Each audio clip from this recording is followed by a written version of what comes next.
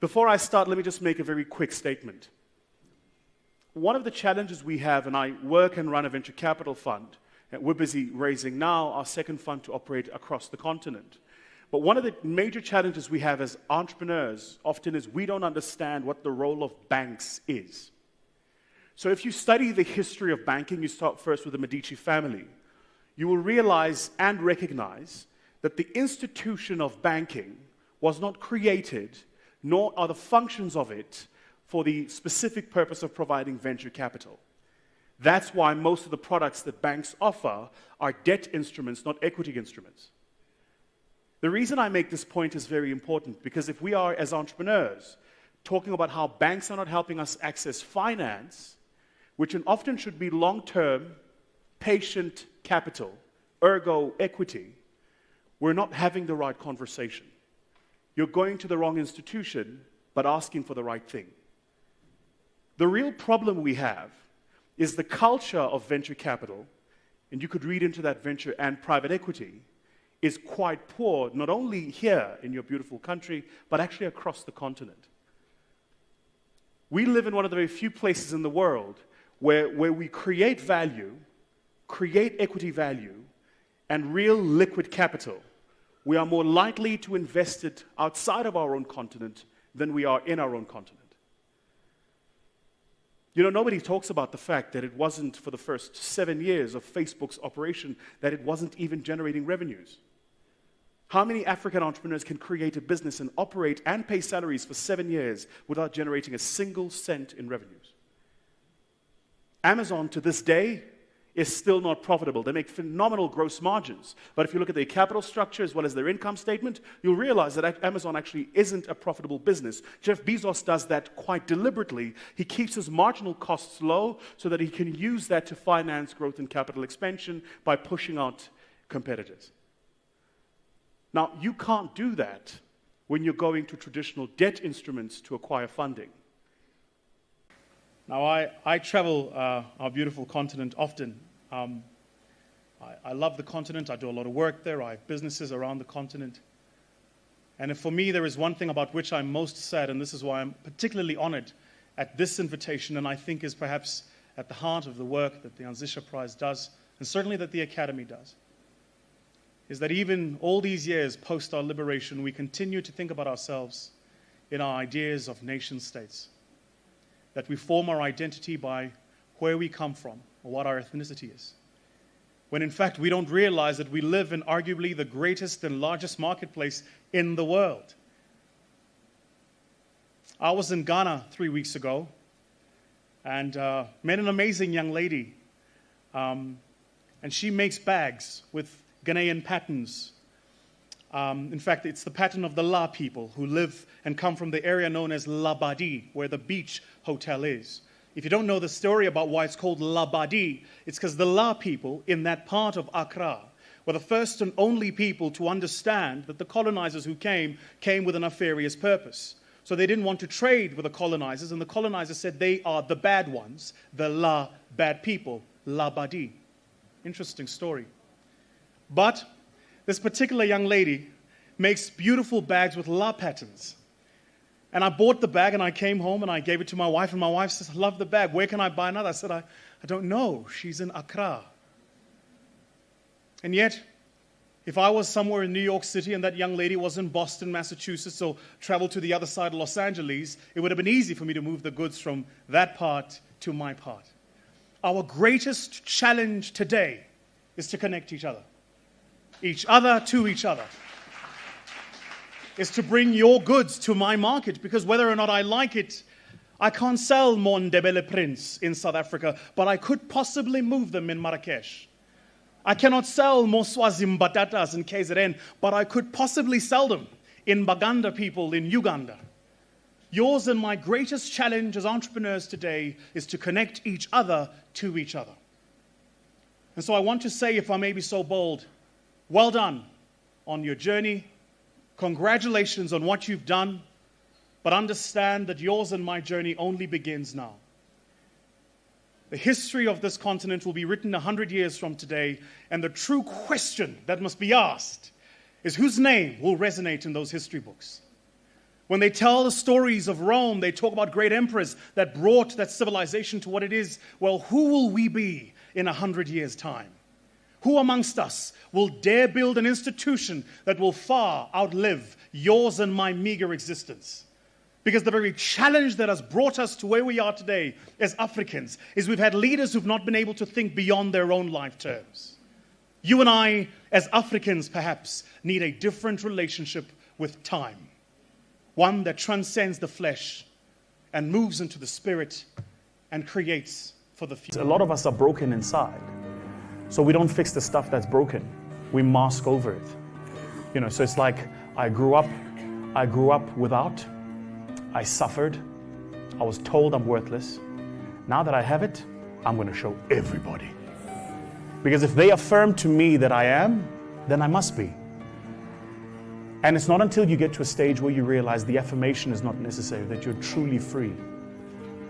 So as you build your business, I'm telling you now that if it's the external affirmation you're looking for, you're going to sickle. You're not going to get it, guys. It's hard, and it's not unless you walk the journey, right? It's when you are in it that you're like, why don't they get it? Yeah? The world they're losing their minds.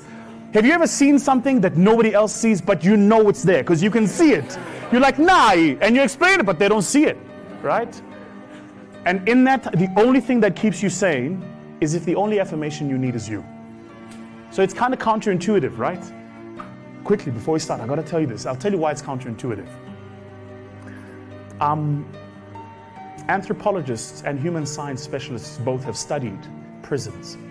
Prisons are a fascinating thing, right? Because when you're a human being, what we do in this thing called a society, very careful of society, by the way, because society is nothing more than a system of normalized averages.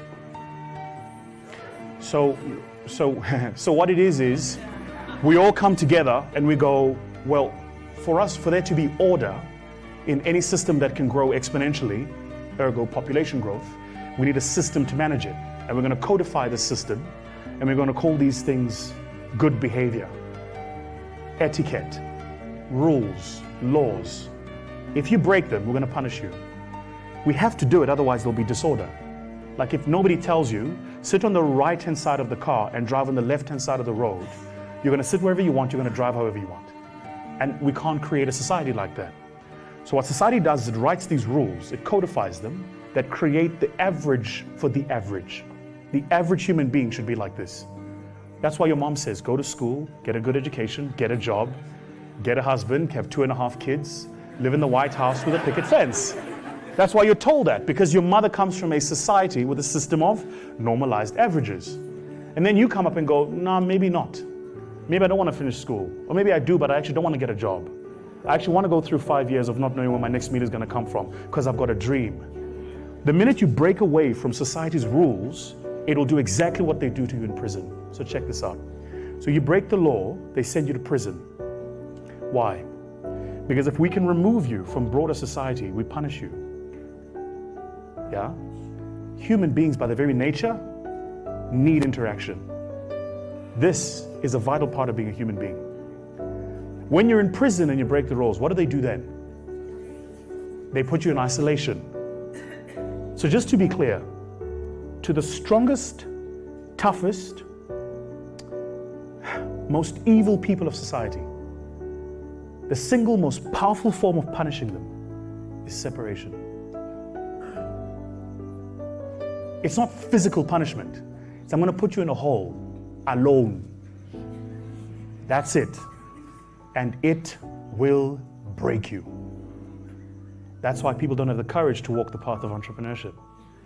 Because the minute you're walking, you're going, holy shit, I'm alone. What are you telling yourself that allows you to go, okay, cool, this is my circumstance, but I know what I want? So first, just to make the admission that I do get pissed. And I'm very real and raw at that emotion, right? So I recognize the imbalance that the world we live in has. But I also recognize that those imbalances are man-made, Tom. And they were created by people who precede us, who had a particular view of the world. And my role is to shift people's views and perspective, right? So that's literally what I do when I'm on a platform. I'm just there to help you see the world differently than how you've seen it before. That's it. Now, What are people some of might the key attributes to that? So you gave us one, which is excuses are valid. So what? What are some other core tenets? Yeah, so the first one is your excuses are valid. The second one is your reality is your reality. You're not imagining it. You're not imagining that you're poor. You're not imagining that you're left out because you live in a third world country. You're not imagining that you're not getting the right quality of education to make you globally competitive. You're not imagining that. That shit's real, right? Okay, but now that you've got it, you can live in the emotion, and sometimes I do. I get really, really mad and really, really upset. But then the following morning comes and you realize that you've moved not an inch of distance, yet you've expanded all of this time and this emotion. I mean, right now, if you think about the world we live in, just think about how much hatred there is. Think about how much anger there is. And yet we're not moving.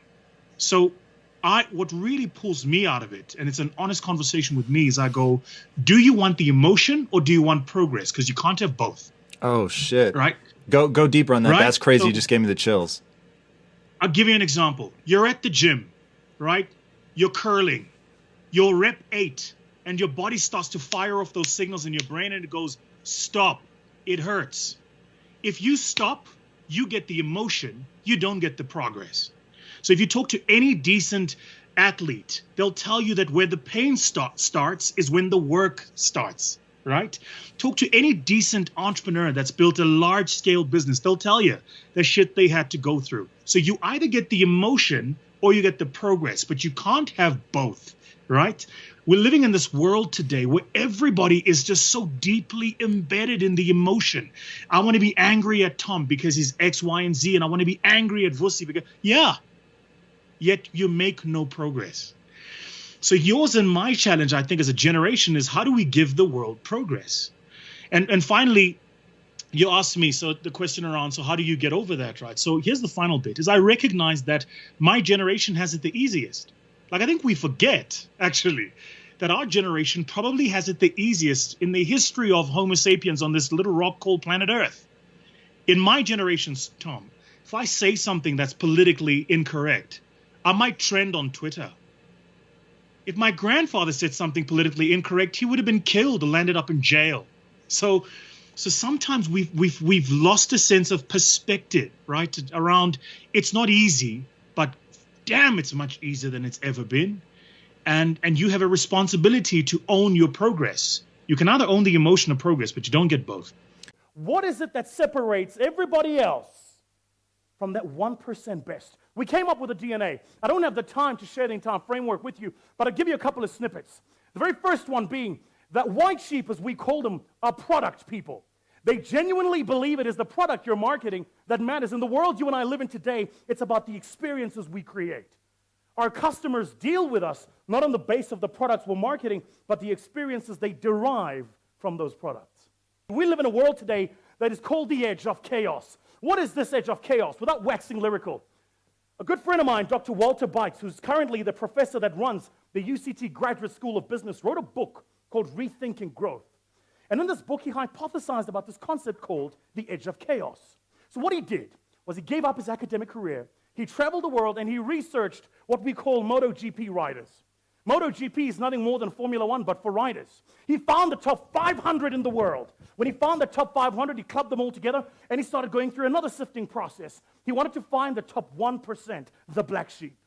Why? Because if you're not at the top 1% of your game, you're the rest, not the best. Just this morning, I was at Emperor's Palace. 2,000 people in one auditorium, and I was speaking to the Old Mutual Global Sales Conference, and my message was exactly this. We need you to be the best, not the rest. It's no longer a world where we're churning the bottom 40. We're not churning the bottom 99, baby. We want the top 1%. So he started going through a sifting process. He found the top 5 in the world, and then he wanted to find what was it that made them the top 5. Was it how many hours they practiced during the day, where they grew up, whether or not they had great schooling, were their parents influential or wealthy, or any of the other beautiful South African excuses you and I create every day not to be successful? And what he found, and take this humbly from a boy who's from Benoni. Yes, I'm from Benoni. Everybody has a vice. Give me music. Don't judge.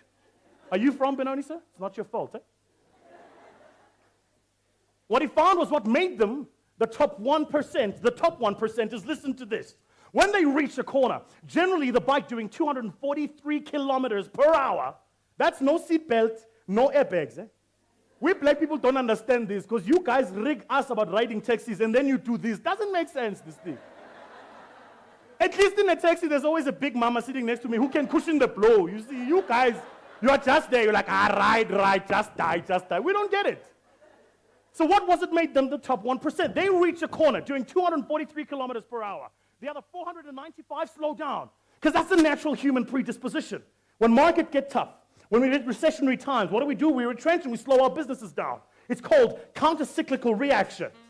And then we wait for the markets to tick up so we can ban, I got it, I'm almost off, I got it. Don't you like how they play the music like you don't know and we both know they're telling me leave. I know, you know, they know, I know, you know, they know, I know, we all know. Sheesh. But allow me to finish this point if you would. What made them the top 1% is when they reach a corner, the other 495 guys slow down. The top 5 in the world don't. They accelerate into that corner even farther.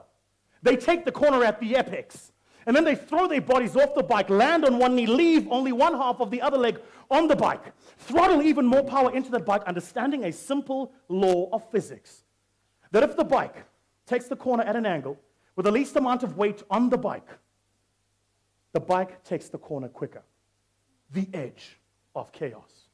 My presentation is about getting organizations to exist at the edge of chaos.